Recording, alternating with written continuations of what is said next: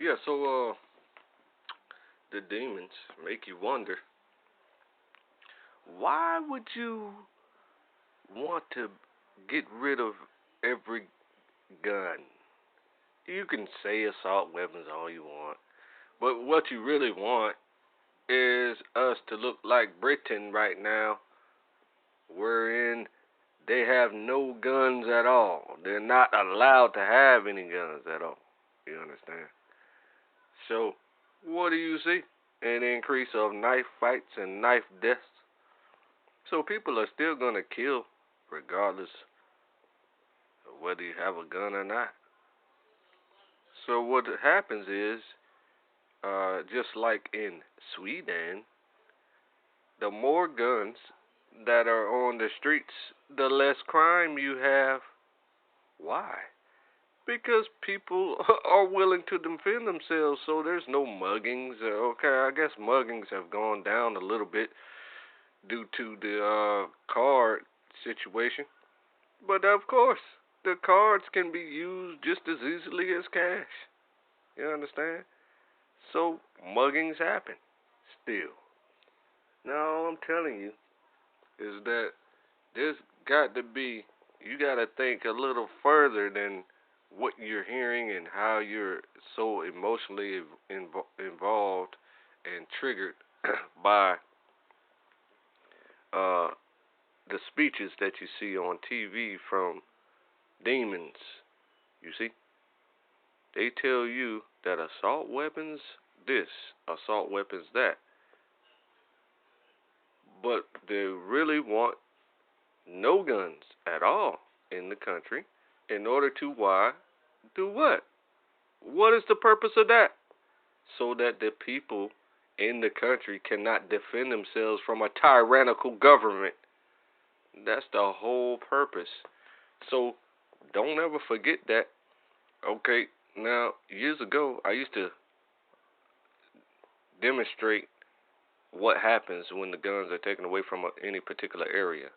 So the tyrannical government goes in and slaughters everybody. I mean, I'm just letting you know. But that has happened many times in the past. But I'm gonna let this expert talk about it. With Dr. Joyce Malcolm, a scholar on the Second Amendment, known as the right to bear arms. Dr. Malcolm, you've written that the origin of the Second Amendment in the United States actually arises from England. How so? It was one of the rights of Englishmen that the colonists had when they came here and were promised, in fact, by the English, and which they fought to restore and preserve in the Revolution. The Englishmen had a right to be armed and actually had a duty to help protect their villages, to protect themselves and their neighbors. But from the 1960s on, with riots and assassinations, there was much more concern. There was an argument that got a lot of traction, particularly in law schools, that it was a collective right, that it was only a right for the militia to be armed. And so members of the militia, which would now be the National Guard, had a right to be armed, but not individual citizens. But the way the amendment is worded made it somewhat confusing because it starts off with a well-regulated militia being necessary to the security of a free state, comma, and that goes on, the right of the people to keep and bear arms shall not be infringed. So that you could see there was some possibility for discussion on that. You don't think the framers intended any ambiguity on that point, though? No, and I think to them there wasn't any. And I've done a lot of research into what they wrote, thought, what the legislation was, what the legislation and court cases from Britain were, and later some of the classic works on the Constitution, what newspapers at the time were writing. And it seemed very clear that they were envisioning it as an individual right. And Heller affirmed that, the Heller decision. Now comes the Newtown shooting. Yes. And the legislative efforts to regulate guns and violence. Okay. So as you can see, You got a well-regulated militia is equivalent to the individual's right to bear arms. And so in North Carolina, in the state that I live in, they took it upon themselves to be tyrants and tell people who were framed to become labeled as felons that they no longer have that constitutional right. That means that they can strip away any constitutional right from my perspective. So I find that egregiously tyrannical and necessarily needed to be sued in order to show these clowns that you cannot infringe upon the right, those constitutional rights. Okay, so you can, I'm going to reserve all my rights, whether it comes from the Most High, which I know that I have a right to defend my life by any means necessary. Yeah, I use that phrase purposely. Because if I'm going to use a gun in order to preserve my life, it's going to be used. And I don't give a flying fuck what governor is in the office at that time. Okay? I will use my gun to defend my life against him as well, or her.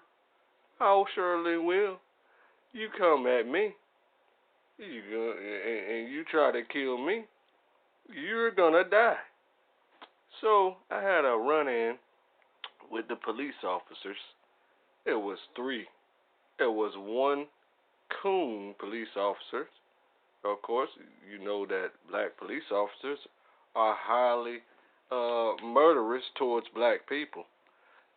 And then there were two white police officers. So the black police officer was there with them in order to keep me calm, and it worked very well. So he knows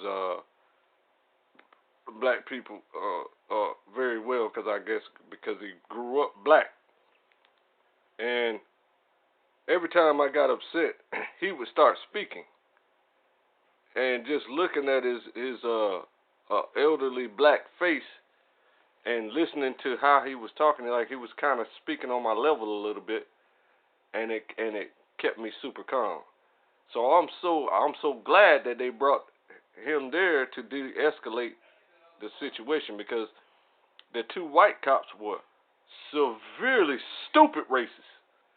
So I'm really glad he was there. I probably wouldn't be alive today if he wasn't there. So he saved my life. He's a savior. That's a police officer. Was my savior. A black coon police officer saved my life by de-escalating every time I got upset. So now I'm currently in criminal court. Criminal court. Over that incident. And it's just so annoying going to criminal court. I haven't been in criminal trouble in over 10 years, and I still don't perform any crimes at all. So now, that's a problem for me, and it's just annoying. It's just an annoyance. It's like a swarm of gnats around your eyes and your ears and stuff. It's fucking annoying. Okay? I hate going to your fucking temples with your fucking idols on top of your fucking temples. You understand? So, that's why the first time I went to court on this matter, a bomb threat came into the building, and not because of me. It's because the Most High made it that way. The Most High is the controller. You don't understand the controls. You just pressing any kind of button any kind of way instead of pressing up, down, left, right, BA, select, start. You don't understand that pattern. You don't even remember that it exists. You never even heard of that pattern before. Because you're too young. See? Now, my point is this. I'm over there. I'm currently going to goddamn criminal court to their fucking temples now. And listen, man. I mean, all I gotta do, I understand creditor information. So, I mean, I can do that at the snap of a finger. It's so simple. All you gotta do is put them on notice and let them know that you're the man before you even make a special appearance. That's the secret code word to the annoyance that I'm experiencing. Okay, all I have to do is file special appearance paperwork. That's right. Paperwork is very important. You might not be aware of that. But my point is this. I'm going to court for nothing. The very clowns that fucking called the fucking police on me and the people that were renting from me are now paying me money. Okay, so they offered me pennies and think that it's funny. Well, I got another plan for them to wherein I already own the property. Okay? But I'm going to clarify some things for them and put them on notice that they owe me much more than the pennies that they offered me. You see? The house is worth $184,900. Okay? And they offered me pure pennies to get out their way. Okay, I might just do that. You understand? Oh, I'm poor. I might just do that because this whole process was a goddamn headache from the beginning. But the point is, you wrong all the way down the line. If you believe for one moment that a house cannot be abandoned because it's stationary and it's a house, it's a building and it's a structure. If that's what you think, you're wrong. Because if the definition of abandon is neglect, willful neglect. That's the definition of abandoned. I don't give a fuck how you try to remix it and say that a fixed building cannot be neglected, willfully neglected. Okay, so it's wrong all the way down the line. But you got me in criminal court going to your fucking faggot ass ritualistic temples where you fucking kill people at night when the doors are locked. You see? That shit don't work, bruh.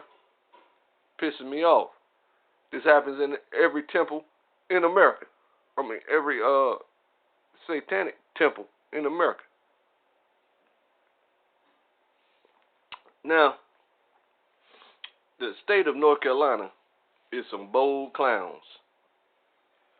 And whoever the governor is needs to change that law right now, today.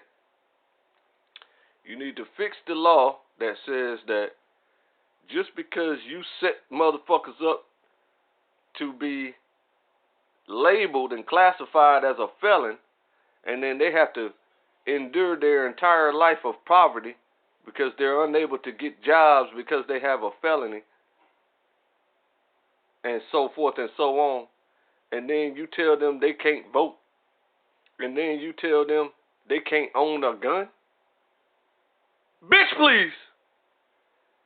You better go find another state to deal with that situation there, because I'm not going for it at all. What's been your reaction to this as the debate has gotten going? It's an opportunity for people who feel very strongly that a lot of gun control measures and reducing the number of firearms out there would make people safer.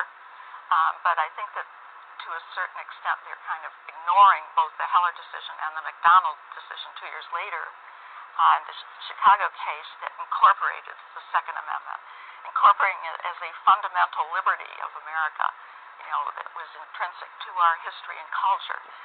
And in the Heller decision, the court said fundamental liberty.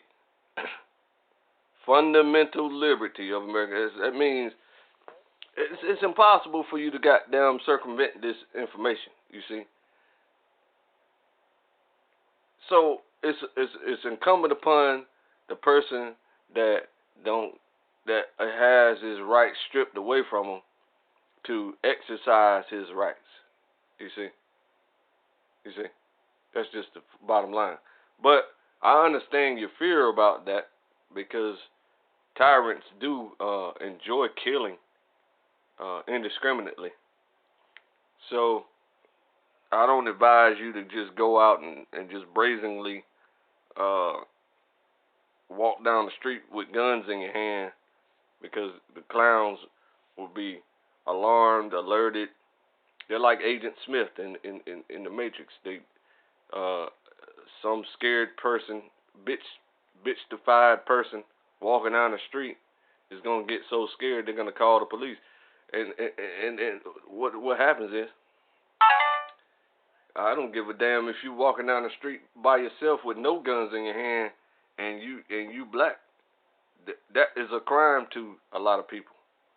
So they're gonna call the police on you, and then you're gonna get shot multiple times in the head, which will probably damage you to the point where you die.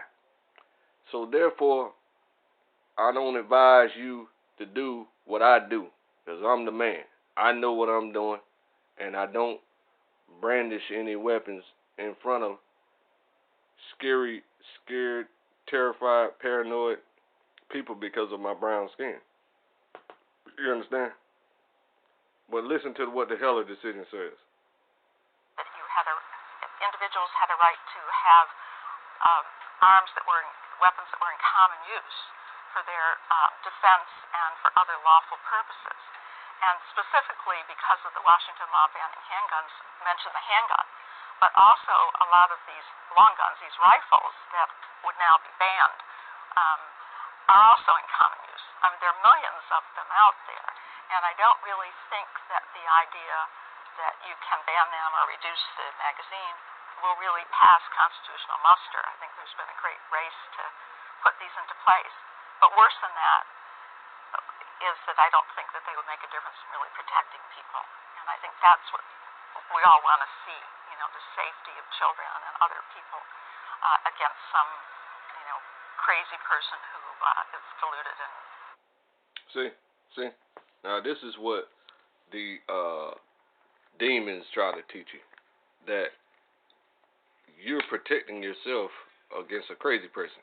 Okay, that's a true fact. Okay, all right. But, I utilize biblical wisdom in order to ward off demons by my particular behaviors, that because they only come at you whenever the Most High is angry with you to the point where where the Most High wants to kill you. So when the Most High wants to kill you, He sends satanic forces at you, like demons and stuff like that. So all you have to do is just make sure you don't break a law punishable by death, and you won't experience those things. But that's important what she said. But the real reason that everybody in on the face of the planet should have a gun, okay, is because not only because the Bible says to get a gun, it says it specifically in the New Testament.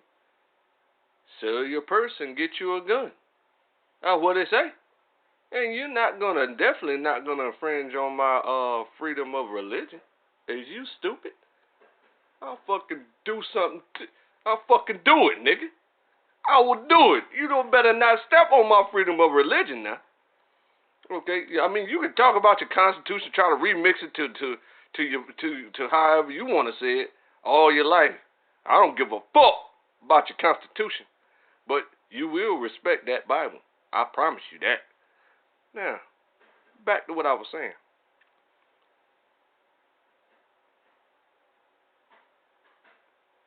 Listen to this bitch. Wants to go into a place and shoot people. So then you're reading not only of the original Second Amendment, but even some of the writings off of the involved in the Heller decision. Yeah. Is that an assault weapons ban or a ban on high-capacity magazines also would violate the fundamental right? Well, assault weapon is a sort of odd definition because really it's sort of targeting cosmetic features like a long handle, something that looks like an AK-47, but it actually is a sort of semi-automatic rifle that looks cool. So they put these cool features on it, and then people think of it as an assault weapon, but it isn't a machine gun. And so I don't think that will pass constitutional muster. And unfortunately, these are some of the most popular rifles out there. They are configured for particular magazine size. So, for instance, the series of New York laws that want a magazine less than 7, to hold less than 7 bullets or 7 rounds. I don't think there are many guns out there that would do that. So basically, you have millions of guns purchased legally that are in common use for lawful purposes and are suddenly going to be declared illegal. And I think that, is not going to pass muster, as it were. Even if the existing guns were grandfathered. You heard that. See, the demons want to change the law to where common use weapons will now be illegal. And then they want to, even one of the candidates wants to even buy every weapon. That's just insane. Where are you going to get the money from to buy those weapons, dummy? You big dumb fuck. You need to drop out of the presidential race. Trump going to whoop your ass anyway. Okay? He has to fulfill God's purpose and God's plan in order to destroy the synagogue of Satan. Okay? So what they're going to do is pull a publicity stunt on black people in America. Round us up, put us into FEMA camps, and we're going to live there for many years. The Jewishers, the fake Israelites, lived in FEMA camps for, FEMA camp equivalents, for approximately 4 years until they fucked up and blew up the route to get to them so that the food and resources would not reach the FEMA camp equivalents. And therefore, they experienced typhus, and they starved to death. See, that was a blunder on their part, but that's the same publicity stunt that they're going to pull on black people in order to gain world sympathy. We didn't ask for you to do that. We didn't have no goddamn Balfour Declaration that told you to perform a publicity stunt on us. We don't. Who do? If somebody told you to do that, you need to talk to me, okay? You need to figure out why you think that's important to have world sympathy to do the right thing. You understand?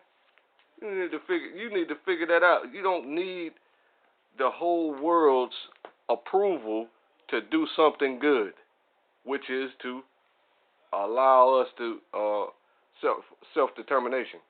Prince William of England told the whole planet that self-determination does not apply to black people.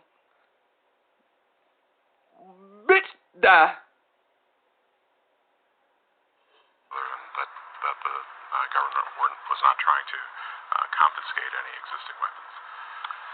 I don't think so, because if your standard is common use, then these are all in common use for lawful purposes. And in fact, these so-called assault weapons are very seldom used in crime. And when the assault weapon ban expired in 2004, the government had done some studies about how effective it was. And the government's own studies found that it had no appreciable difference on violent crime, and that's because they're almost never used in violent crime. So at the end of the day, even if they pass these things, they're not going to accomplish what the hope is, other than to just deprive, just take a lot of guns from law-abiding citizens. Now, Dr. Malcolm, a number of states and jurisdictions have passed laws that specifically bar guns from being carried into particular areas around schools, etc. You've looked at what has happened in some of those places. What did you find? That I think with only one or two exceptions since 1950, all of these mass shootings, which is four or more people killed at once, have occurred in so-called gun-free zones because the shooter is sort of looking for a place where people won't be armed. And the shooter in Aurora who shot the people in this... You heard that? You see? You creating gun-free zones is placing people at risk. You see the opportunity that you are presenting to a psycho. A psycho is going to exploit the opportunity that these people are not armed, so therefore I'm going to take my arm over to the people that are not armed and I'm going to shoot them. So, don't you see what you have done? Now what you need to do is reverse your thinking into proper understanding. You see, with all you're getting, get understanding. The more guns, the safer everyone is. Cinema, who were watching the Batman film, had several theaters he could have gone to, and he picked the one that had a big sign out in front that said that it was a gun-free zone. So I think there's a danger of leaving people unprotected in a place like that. It seems to attract someone who wants to do them harm. Man, okay, so that's enough of that, because if you don't get it by now, you just ain't gonna never get it. Now, my contention is that Hosea 1:7 says clearly, let me show you, so you don't think I'm lying, because you guys think I be lying. That's what you do. You be thinking I be lying. But I'm the only person on the internet telling you the truth about black people's self-determination. I don't never see anybody talking about it ever. Alrighty? I'm going to show you exactly what it says here, because prophecy must happen, and then you must take responsibility for prophecy. If you do not, then you're going to die. That's just plain and clear. You got to do the laws, statutes, commandments, and perform the prophecies. You must, or lest you die. Hosea 1:11. But I will have mercy upon the house of Judah. That's the southern kingdom. And will save them by the Most High their power. And will not save them by bow, nor by sword, nor by battle, by horses, nor by horsemen. You understand what that means?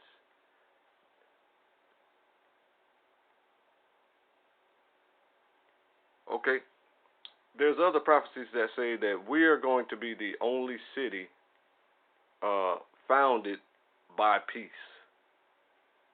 How does this look? How do you picture these things? You just picture just an instantaneous type of situation? Or is it pragmatic building of this? How will the Most High have mercy on Judah and will save us by the Most High, their power, okay, and will not save them by bow? You're going to save us, but not by bow, not by sword, not by battle, not by horses, and not by horsemen. Think, man. I've been telling you this for many years. It's clearly an example of Hosea 1:11, where we gather ourselves together and appoint one head over us. All right, so that what we're looking at is elections. Hosea 1:7 says that he's going to save us, not by bow, not by sword, nor by battle, nor by horses, nor by horsemen. See? See? You understand that? See?